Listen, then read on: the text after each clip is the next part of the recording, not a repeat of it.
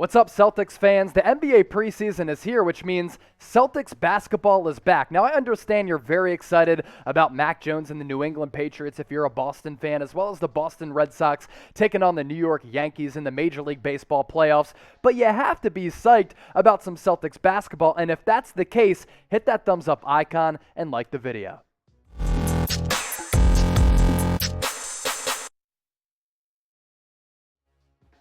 It is Boston Celtics Today by Chat Sports. I am your host, Chase Senior. Give me a follow on Twitter and Instagram at Chase_Senior. If you have a question about Boston, hit me up, slide in my DMs. Here's what we have coming your way on today's show. I have put together a list of 6 Celtics predictions for the 2021-2022 season. We're going to have some fun on today's show, so without further ado, let's get to that list. Number 1.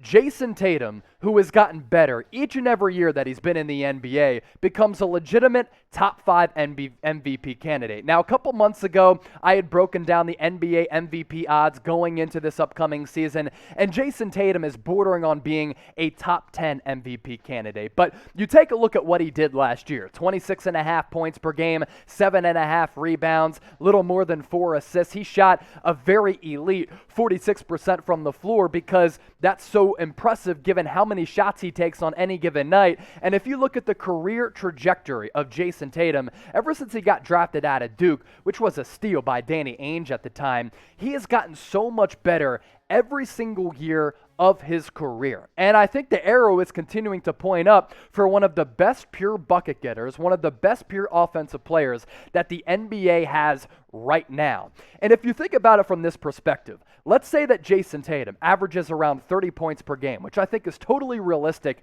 because he has every offensive move in his arsenal. He's a 3-level scorer who can hit you with a 3-pointer. He'll take you to the rack after putting the ball on the floor. He'll hit you with a little fadeaway or a step-back jumper. He can literally do everything on the offensive floor. So let's say that he averages around 30 points per game, and the Celtics, who finished 500 last year, end up winning around 50 games, and the Celtics are a top 3 team in the Eastern Conference. Jayson Tatum is going to vault up MVP boards. And that's why I think that Tatum is a realistic winner to win MVP this upcoming season. So with that, I ask you this, Celtics fans. Will Tatum win MVP this year? It's a loaded cast with Kevin Durant, LeBron James, Luka Doncic, and plenty of other names. Type Y for yes, type N for no. Be sure to get your predictions in the comment section right now.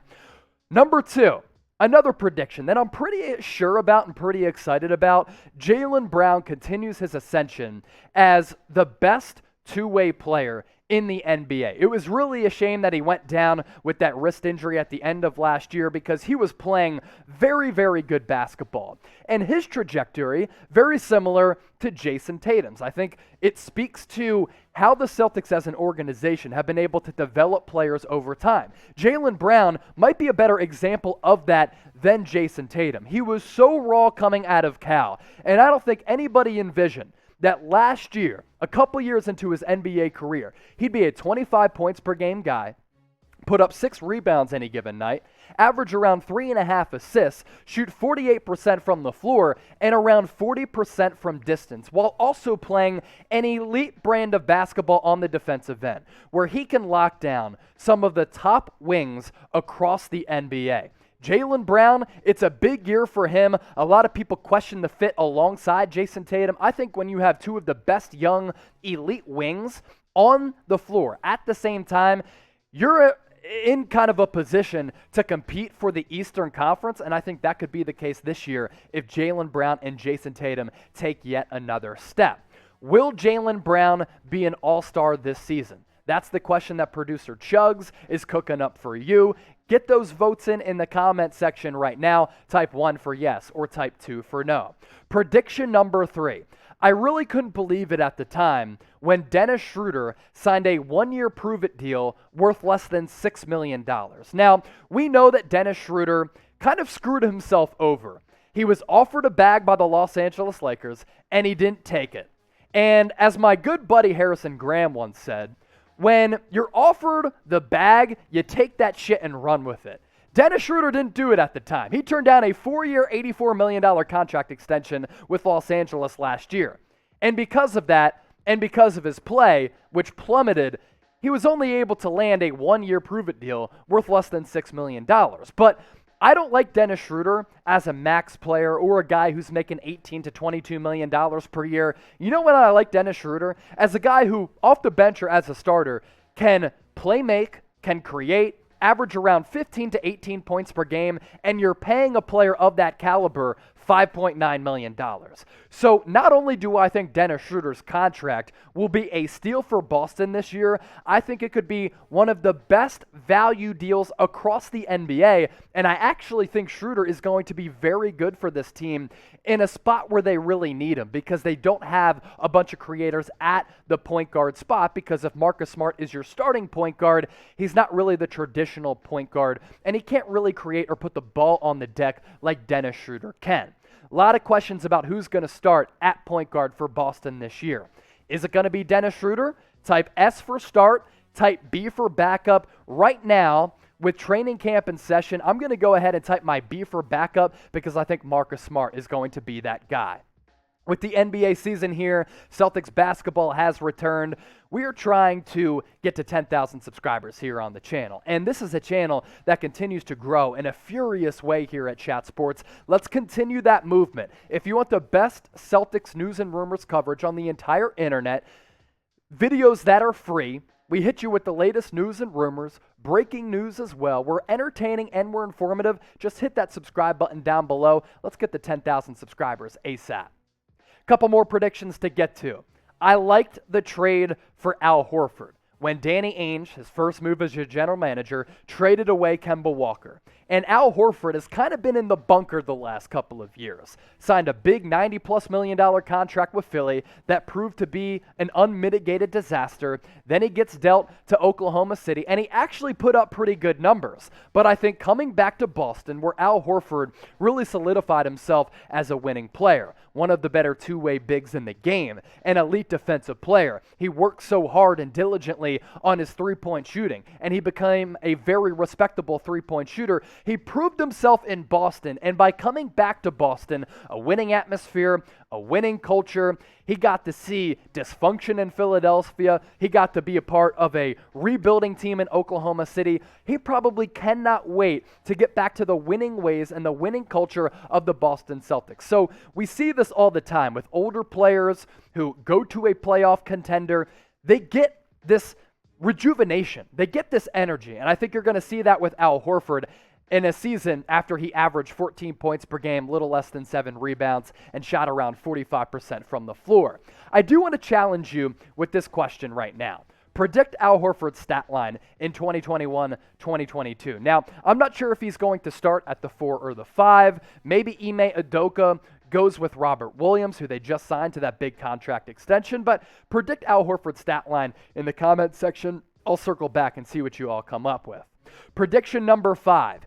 Ime Udoka is going to be a very, very good head coach for Boston. And I think he's going to prove himself in year 1 to be a very quality head coach for this organization for a few reasons. He came up under Greg Popovich.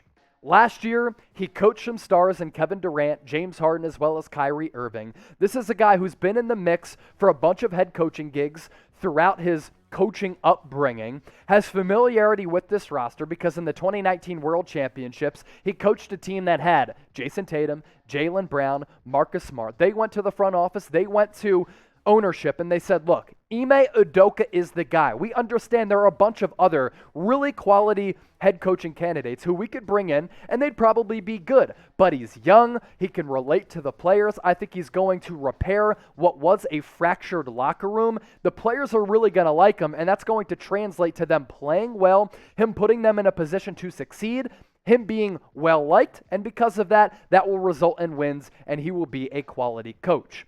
Let's turn back the clocks a little bit.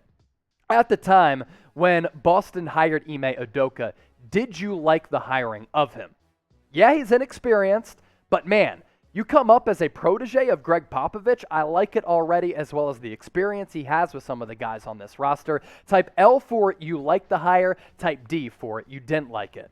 Last prediction I have. We good on time, Jeremy Chugs? Straight. The Celtics will be better this year than they were last year. Last year was such a frustrating season for a variety of reasons. Injuries hit this roster really hard. COVID issues zapped this team of some of their premier players. Jayson Tatum, Tristan Thompson, Evan Fournier, the big deal that you made at the NBA trade deadline. You finished the season 500. You had to go up against a loaded Brooklyn Nets team who at the time in the first round of the playoffs was 100% healthy. Basically, everything that could have went wrong for Boston last year went wrong. Players didn't really get along well with Brad Stevens. As I talk about, that locker room was somewhat fractured. This is going to be a better culture. This is a roster that makes sense. This is a roster with star talent. I think Tatum and Brown take those next steps as some of the best young players under the age of 25 across the NBA. This Celtics team is going to be much better than the 500 team that you saw last year. I don't know if that's a bold prediction, but it is a prediction, and I think it's a prediction that is going to ring true. Another challenge for you, because that's what we do here at Chat Sports. We entertain, we inform, and we cook up some questions to challenge the audience because we love our audience interaction. That's a big reason we've been able to grow as much as we have. Predict the Celtics record in 2021-2022. Keep in mind, it is going to be an 82-game schedule this upcoming season. So predict the Celtics record, and before we get out of here, make sure you subscribe to the channel. Let's get to 10,000 subscribers right here on Boston Celtics Today. I am your host, Jay Sr. As always, appreciate you for making Boston Celtics Today a part of your day. Have a good one. Celtics basketball is back. You got to be pumped.